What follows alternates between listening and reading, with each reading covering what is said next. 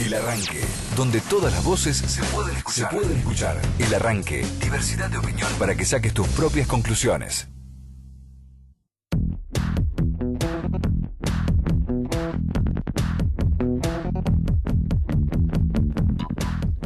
El senador Alfredo Luenzo está con nosotros en nuestros estudios. Buenos días, senador, ¿cómo está? Muy bien, ¿cómo están ustedes? Gracias por la invitación, gracias por poder compartir estos momentos. Gracias por aceptar la invitación a Radio Sónica. Estábamos hablando de las radios online y en realidad del streaming y de lo que se viene. ¿Qué pasa en el interior? Es más difícil, ¿no? Poder acceder a una radio online. Difícil. Yo creo que es un país de asimetrías profundas. La comunicación es una de las tantas, pero mientras nosotros podemos ver acá publicidades con 30, 40, 50 mil megas de velocidad, nosotros estamos con Advance en el interior. Así, como para establecer una diferencia y tal vez un criterio que explique qué es lo que está ocurriendo. O pueblos enteros que no tienen ni siquiera conectividad, no tienen telefonía. Es decir, hay pueblos que hay una distancia entre Comodoro Rivadavia y Trelew, en medio de la Patagonia, claro. Son 400 kilómetros donde no tenemos una señal de celular. Es muy difícil. Y las comunicaciones hoy son vitales. Si vos no tenés comunicación, digamos, lo único que estás haciendo es alentando el vaciamiento de una región. Por eso la conectividad no es un lujo hoy. Forma parte, te diría, esencial de un principio de ocupación territorial que tiene que tener un país federal. Y esto no ocurre, lamentablemente no está pasando. Hay 350 establecimientos ganaderos abandonados en la provincia del Chubut, por diferentes razones. Pero una de las razones es esto, la falta de conectividad. Yo te pregunto, un chico de 20, 25 años, 18 años o de 30 o 40 años, que vive en la ciudad y vos lo invitás a ir a ocupar un establecimiento rural, decir, bueno, te haces cargo de esa unidad productiva. Cuando llega al campo y mira el teléfono, que no tiene señal, está 24 horas y se va, se vuelve. Es un problema, pero bueno, yo creo que algún día, entre otras tantas asimetrías, vamos a tener que resolver cuestiones centrales si queremos ser un país federal, si no vamos a tener que pensar en otra cosa. ¿Y, senador, cree que se está haciendo algo para mejorar eso? ¿No? ¿Falta mucho? ¿No lo ve? A ver, el tema es el siguiente: si nosotros dejamos la conectividad, como tantas otras cosas, en manos del mercado, de la rentabilidad, va a ser muy difícil. Si nosotros vamos a pavimentar un camino, porque en ese camino lo podemos pavimentar porque el día de mañana podemos poner una casilla para cobrar peaje, con esta concepción es muy difícil que tanto la comunicación como cualquier otra cosa se pueda desarrollar en el interior de la Argentina. Y es ahí donde tiene que aparecer el Estado. Y sabemos que es un gobierno con un perfil muy de mercado, y donde tiene que actuar el Estado no lo hace, y las consecuencias son letales, te diría yo. Bueno, ayer se debatió en el Senado la ley de financiamiento productivo, aprobaron la reforma del mercado de capitales, y por ejemplo la expresidenta de la Nación, Cristina Fernández de Kirchner, dijo que era una especulación financiera y que se iban a seguir cerrando pymes como ya se cerraron estos 2 años. ¿Qué opina usted? Yo lo dije, lo he venido señalando en el último tiempo. El tema no es seguir dándole ventajas competitivas a las pymes, porque las pymes, nosotros tenemos muchas leyes que hemos aprobado en el transcurso de los últimos 2 años en favor de las pymes, y las pymes se siguen cerrando. Es decir, el problema entonces no está en buscar herramientas competitivas, que esto es bueno, no es malo en sí mismo, sino lo que tenemos que terminar de resolver en la Argentina es que el dinero deje de ser, digamos, un negocio. Mientras el dinero sea más negocio que una unidad productiva, va a ser muy difícil. A los bancos les conviene mucho más el negocio del dinero que el negocio de la producción. Claro. Si no tenemos nosotros una banca, no tenemos un esquema financiero a favor de la producción, va a ser muy difícil, más con la situación en la que está hoy la Argentina. A ver, si vos tenés la posibilidad, tenés dinero y traes del exterior dinero, querés hacer inversiones. ¿Hacés inversiones productivas o hacés inversiones en LEVAC? No, y te llevas un 27% en dólares. ¿Qué negocio en el mundo te da un rédito del 27-28% en dólares? Y sin riesgo. Y sin riesgo.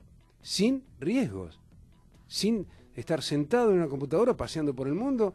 Y a ver, cuando el dinero deje de ser un negocio en sí mismo, que esto sea ese círculo vicioso en el que está el mercado financiero actualmente, acá en muchas partes del mundo, mientras no se pueda dominar este esquema y los bancos no estén al servicio de la producción, vamos a seguir sancionando medidas, pero que en definitiva no va a tener un efecto real. Senador, hay un tema muy importante que yo lo leí hace algunos días y que usted dijo en relación a que cree que el gobierno está profundizando el abandono sobre la Patagonia y denunció también el despoblamiento de algunas regiones como... por ejemplo, las que recién estaban contando seguramente. Falta de oportunidad para los trabajadores en la Patagonia, nula inversión en comunicaciones, que ya lo contó, pero también en salud y en educación. ¿Cómo es eso? Es que es todo un combo. Cuando vos abandonás una región donde el Estado no está presente... A ver, vamos a ejemplos prácticos para que podamos entendernos como hicimos hoy con el tema de la conectividad. La matriz productiva más importante que tiene la región nuestra, la cuenca del Golfo San Jorge, es la petrolera. Cuando en la política petrolera comienza a incidir la rentabilidad del mercado, la rentabilidad de las compañías petroleras, y abandonamos nosotros la producción petrolera por cuestiones de costo, bueno, de precios internacionales, que de acuerdo al argumento de las empresas esto no es viable, e importamos 25 buques petroleros, como está ocurriendo, llegando a Campana en estos momentos 25 buques petroleros, y si el petróleo no sale de nuestra cuenca, viene de afuera, la consecuencia digamos, es obvia. Digamos, te va a empezar a sobrar gente. Y hoy en el mercado laboral, directa o indirectamente vinculado al sector petrolero, hay 8.500 despidos en una población de 300.000 habitantes.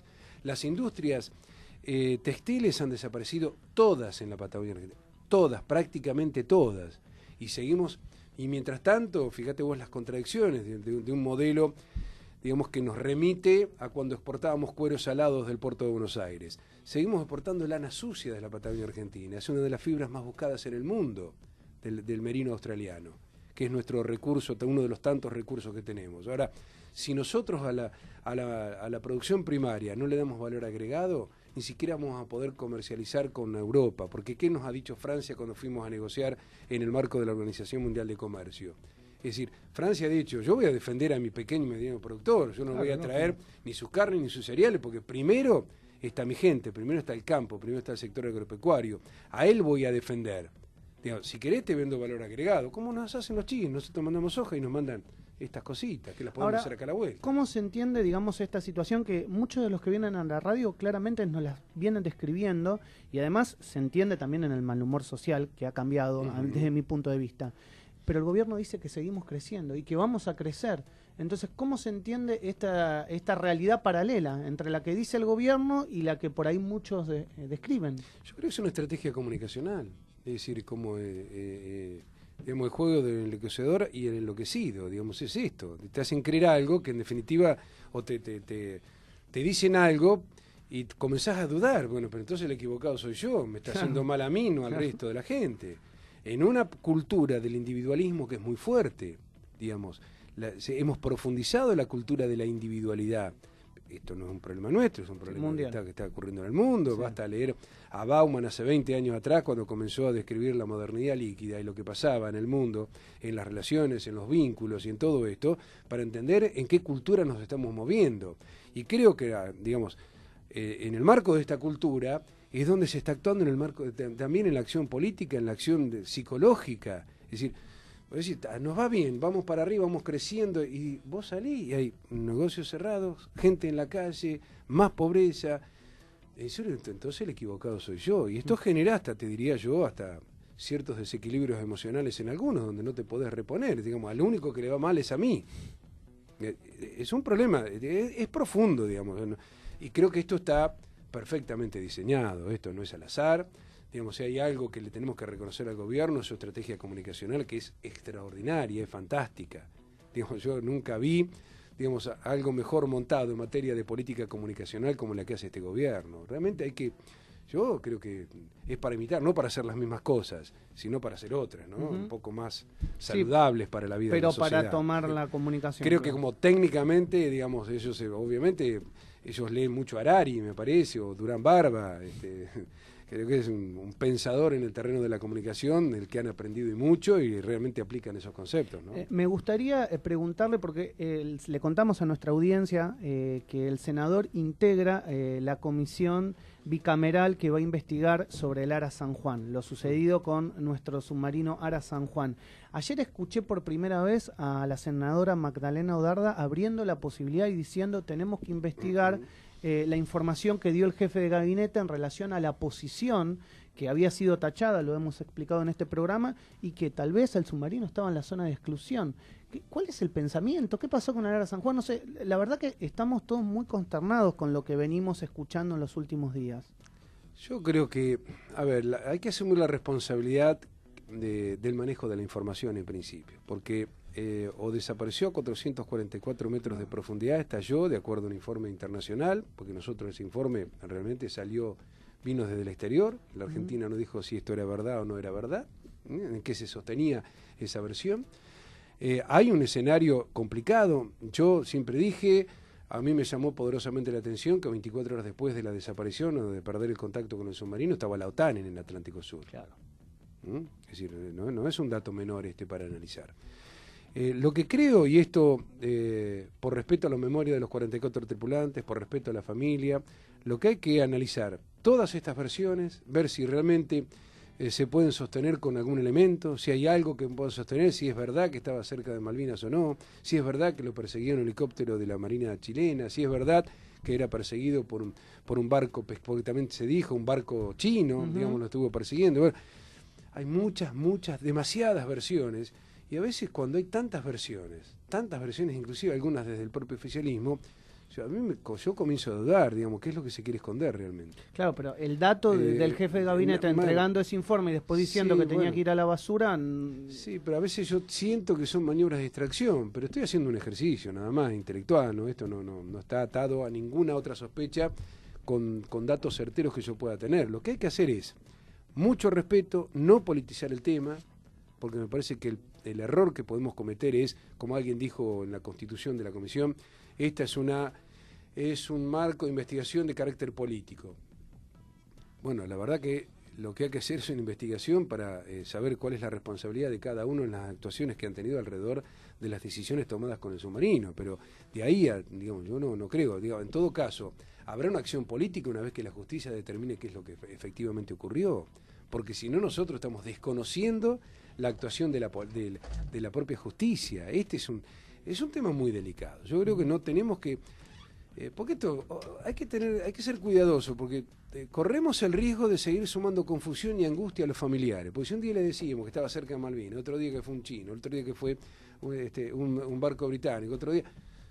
Pero ese no es el problema de la comunicación, en realidad, por que supuesto. está constantemente necesitando informar. Seguro. Digamos, uno puede abonar muchas teorías alrededor de esto. Digamos, ¿no? La comunicación también forma, hoy te diría, es una herramienta básica a la hora de hacer política. Y cómo administrás y manipulás la información, esto también está muy vinculado. ¿Qué es lo que se quiere esconder? Preguntaría yo. Sí, claro. ¿Qué es lo que ¿Queremos realmente saber lo que ocurrió?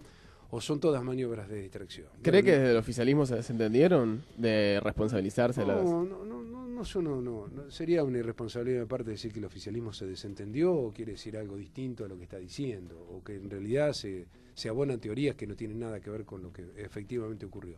Hay que investigar, hay que poner las cosas sobre la mesa, creo que tenemos que ser muy responsables, no politizarlo, que esto no se encamina hacia un rédito electoral. Si hay alguien que está pensando que esto puede tener algún rédito electoral y orienta su estrategia hacia ese objetivo, me parece que se equivoca. Por lo menos no cuenten conmigo, yo aviso ya, desde ahora, ¿no? Le cuento también a nuestra audiencia que es importante conocer a nuestros invitados. El senador Luenzo fue designado para presidir la Comisión de Sistemas, Medios de Comunicación y Libertad de Expresión en el Senado de la Nación.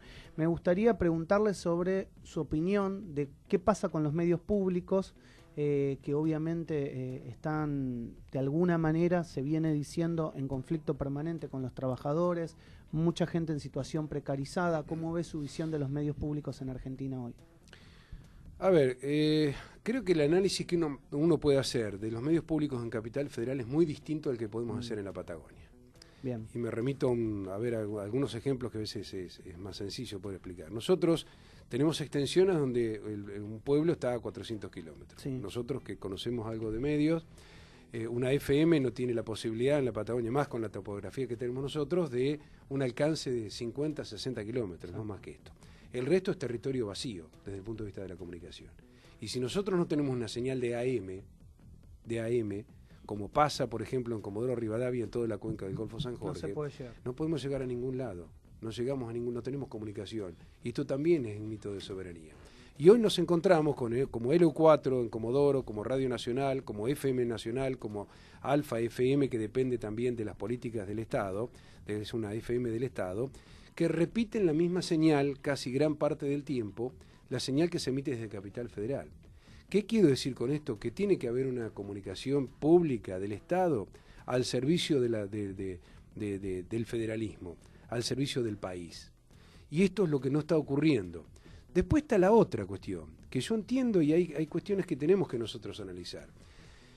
Hay convenios colectivos que están totalmente desactualizados. Hoy vos, para salir con un camión de exteriores a la calle, es verdad que no puedes tener 5 personas que tienen los cables, 10, es decir, hay funciones que ya en el terreno de las comunicaciones han cambiado. Y que también Internet hizo que también que se abaraten hoy costos. Salís con un móvil con claro. nada, salís con un móvil con una camarita, con Internet, digamos, es decir, ya no es la estructura de aquel móvil que nosotros tenemos en nuestra cabeza. Exacto. Es decir, también esto cambió. Ahora, frente a esta situación, vos tenés una demanda de las organizaciones gremiales legítima. Lo que hay que discutir nuevamente con nuestros compañeros, discutir, bueno, cómo nos ayornamos, cómo nos acomodamos a estas nuevas realidades, porque no podés demandar 5 tipos que tienen los cables cuando no tenés cables para tirar, porque, digamos, tenemos un esquema diferente.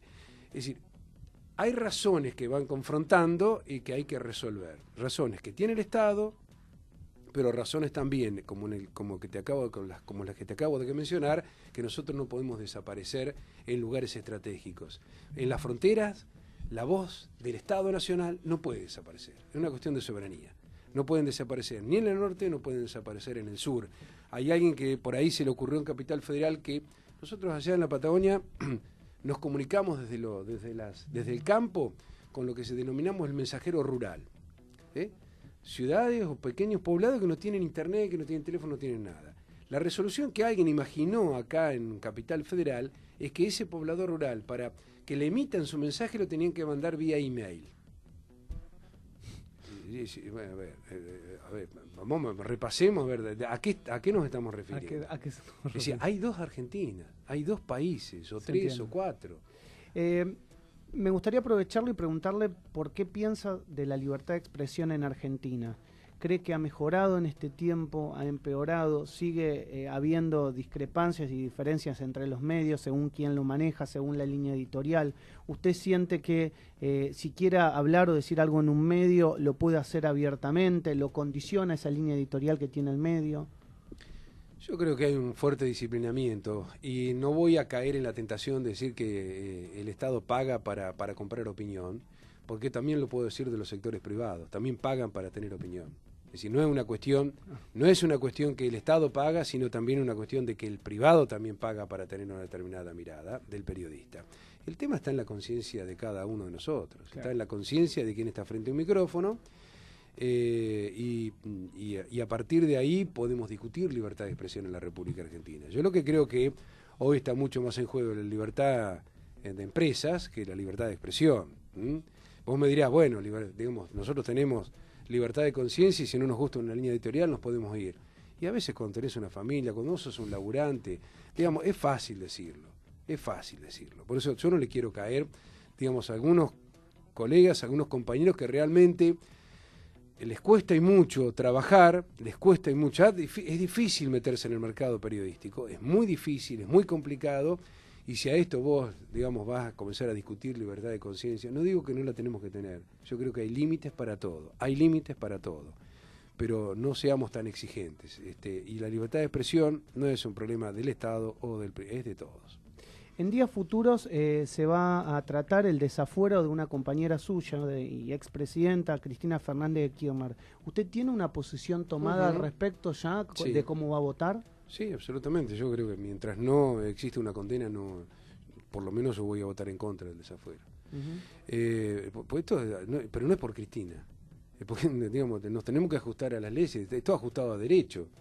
Si nosotros comenzamos a violar este principio básico, digamos, hay que condenar a la persona, digamos, nadie es culpable hasta tanto es inocente hasta tanto se demuestre que es culpable. Este es un principio básico, me parece que lo primero que vos aprendés cuando ingresás a la carrera de abogacía.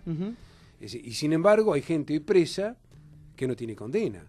que se sospecha que cometió un delito.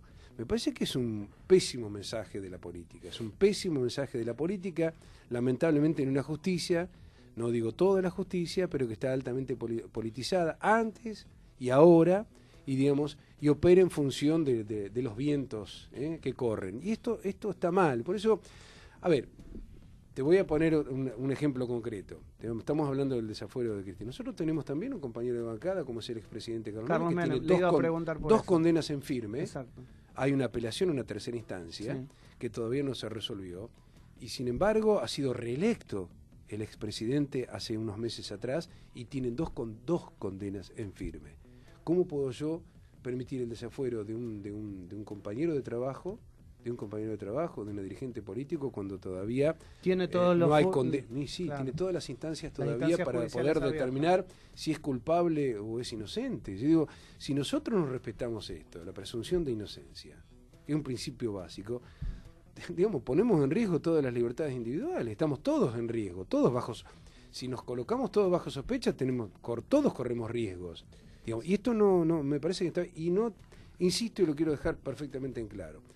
Esto no es una defensa a Cristina, ni mucho menos ni a De Vito, ni a nadie. Yo digo, yo voy a defender principios que están ajustados a derecho. Bien. No importa, mañana le toca a Macri y voy a decir exactamente lo mismo, o cualquier funcionario de este gobierno. Hasta tanto se demuestre que alguien es culpable, me parece que nosotros tenemos que avanzar con esto. Senador, ¿cómo evalúa el gobierno de Mauricio Macri? Uno puede tener, insisto con esto, uno tiene a veces trae la mirada del interior. Yo creo que es un gobierno que apela demasiado al mercado, creo que relega el rol que tiene que asumir el Estado en algunas cuestiones básicas. Creo que ha sido un ordenador, tal vez ha sido un ordenador en el esquema político ideológico en la República Argentina. Claramente tenemos un centro derecha, legítimamente gobierna a través de los votos, ha recibido el respaldo. Creo que me parece que la gente ha comenzado digamos, se le están cayendo las expectativas. Me parece que esto es lo que está ocurriendo, esto es lo que comienza a sentir. Y estas expectativas nadie hoy las puede capitalizar porque enfrente desde la oposición no hay ningún referente confiable, no hay ningún referente que pueda señalarse como quien pueda ocupar ese espacio, puede eventualmente ser una opción electoral en el 2019. Creo que ha sido un ordenador en la política argentina, digamos, obviamente tiene una mirada político-ideológica que yo no comparto, pero digamos esto ha tenido el apoyo mayoritario y me parece que no le encuentra la vuelta a algunas cuestiones básicas, como decíamos hoy, el tema de la inflación. Me parece que este es un tema central para salir de este país en el que estamos actualmente. Es decir, yo lo respeto, es una persona que ha sido elegida por el voto popular y nosotros no digamos que a veces no comparto algunas cosas que se dicen, no comparto los insultos, por ejemplo, no me parece que esté bien. A él ni a nadie, no creo que sea este el camino de la descalificación. Lo que hay que hacer es combatir, digamos, las ideas con ideas, no con insultos, no con descalificaciones. No, me parece que entrar en ese terreno no es bueno. Si usted viera a la Argentina a 20 años, a 30 años, ¿qué le gustaría que cambie de lo que pasa hoy? Yo, en principio, una Argentina mucho más federal, no tan asimétrica, una Argentina no concentrada alrededor del puerto de Buenos Aires. Creo que este es uno de los principales problemas que nosotros tenemos en nuestro país. Creo que la descentralización es un desafío a futuro. Creo que el último que habló en términos de geopolítica de cómo organizar un país fue Alfonsín. Claro. Cuando dijo vamos a Viedma, vamos al viento, al frío. Yo creo, pero ahí no era ir a Viedma a poner una oficina, era una concepción de desarrollo geopolítico de un país distinto, un país descentralizado. Yo aspiro, como vos me decís, una idea central, general, tendríamos que trabajar alrededor de esto, ¿no? Y también, digamos, también en esta concentración micro que tenemos aquí en Capital Federal, digamos, tenemos que este concepto de terminar todos alrededor del obelisco entre las 6 y las 10 de la mañana. Esto algún día lo tenemos que desactivar. Pero senador, fíjese que falta conectividad en la Argentina, no tenemos trenes. Hoy si uno quiere ir a su provincia no queda otra que el avión o sentarse arriba del auto y viajar casi un día. Hay que construir nuevos paradigmas. Cuando Perón se preguntaba en el 50 cómo nos va a encontrar el año 2000, digamos, el tipo estaba proyectando 50 años de país. Digamos, él tenía una idea de desarrollo, una estrategia. Sé que hoy en la dinámica que tienen estos tiempos no es muy difícil poder planificar un país a 50 años, pero tenemos que ponernos de acuerdo en ejes centrales. ¿Qué país queremos? queremos liderar el continente latinoamericano, queremos nosotros ser líderes, tenemos todas las condiciones. Ahora, ¿por qué nos hemos empobrecido con tanta riqueza? Esto es lo que nos tenemos que preguntar. El senador también es miembro del Parlatino, el Parlamento Latinoamericano y Caribeño. Me gustaría preguntarle cómo nos ven desde el Caribe. El Parlamento, el Parlatino tiene una fuerte concepción estructurada alrededor de la ideologización de las posturas. No digo que esté mal porque a nosotros nos encanta discutir ideologías, pero a veces resulta poco práctico en aplicar leyes marcos. Yo creo que es un buen espacio, un espacio que hay que seguir fortaleciendo. No nos olvidemos que fue don León, un histórico militante del radicalismo, el que impulsó el Parlatino. Yo creo que todo lo que tiene que ver con juntar a los pueblos latinoamericanos, nosotros lo tenemos que fortalecer, el Parlamento Andino, el Mercosur, digamos, esto de querer, si hay algo que nos va a posicionar también frente esa al mundo, unión tiene una visión ideológica sí, que tal vez el gobierno no sé si lo comparte hoy. No, yo por lo menos en los hechos no lo comparte. Yo abono en la idea sanmartiniana, obviamente. Digamos, creo que nosotros estamos... A ver, retrocedemos 200 años para ver cuál es el camino de Latinoamérica. La Revolución de Mayo todavía no está concluida, creo yo. Sí, claro. Arrancó un 25 de mayo hace 200 y pico de años atrás y todavía no la terminamos.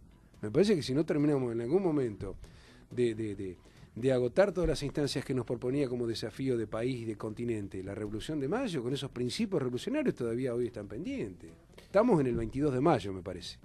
¿Qué opina del caso Odebrecht, que golpea fuertemente a Brasil, que también ayer generó la renuncia del presidente de Perú? En Ecuador el ex vicepresidente también está preso y ministros acorralados por la justicia, y parece que esto tiene ramificaciones en Argentina, pero que todavía no las estamos conociendo abiertamente. Creo que ese esquema de financiar la política no es nuevo. Van ocurriendo cosas, que ese poder que antes administraba la política, como en el caso de la República Argentina, se legitima en el poder y ya no necesita de administrar su poder a través de los gerentes que eran los dirigentes políticos, lamentablemente, ¿no? Digo esto, no hay más gerentes en el mundo de la política, hoy, digamos, quienes gobiernan son los que históricamente, digamos, era el verdadero, el poder real. Hoy tienen la posibilidad de gobernar. Que no lo hacen con altruismo, no es que, digamos, también eso me parece que lo tenemos que poner en claro, pero no importa, esto es así, tiene legitimidad, el voto les da la legitimidad necesaria para estar en el lugar que corresponde. Esto creo que termina con una forma de hacer política.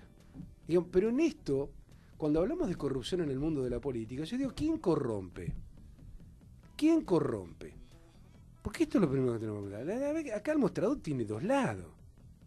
Es decir, si nosotros analizamos, yo estoy, la verdad, ya parezco Lilita, pero me encanta la profilaxis política que se está haciendo en Latinoamérica, digamos. Me encanta, me parece muy sano que tengamos profilaxis política, digamos, para ver si podemos recuperar algunos principios básicos. Nosotros hablábamos de San Martín y realmente, digo, cómo nos hemos empobrecido, ¿no? A la hora de las visiones, a la hora de lo que tenemos que defender, cómo defenderlo.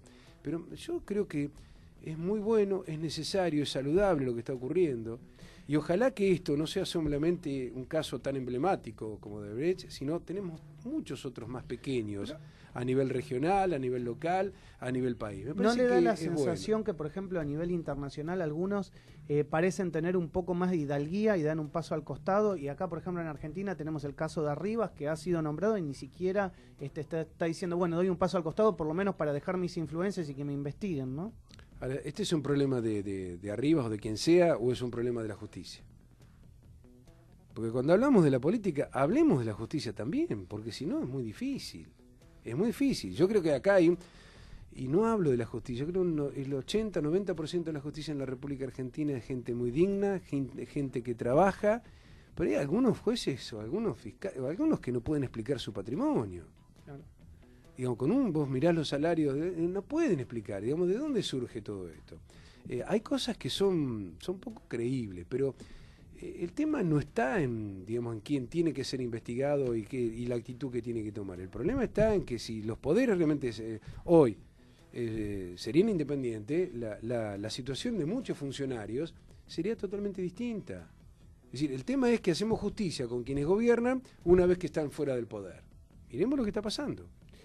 Senador, le agradecemos por haber venido a Radio Sónica. La verdad que ha sido muy enriquecedora, me parece, la charla, seguramente para nuestros oyentes que estarán respondiendo en redes sociales y esperamos verlo pronto. Bueno, a ustedes el agradecimiento, realmente bueno, un placer. Estamos cerca, así que no hay problema. Preparen unos mates y nos damos una vueltita. El senador Alfredo Luenzo en Radio Sónica. El aire no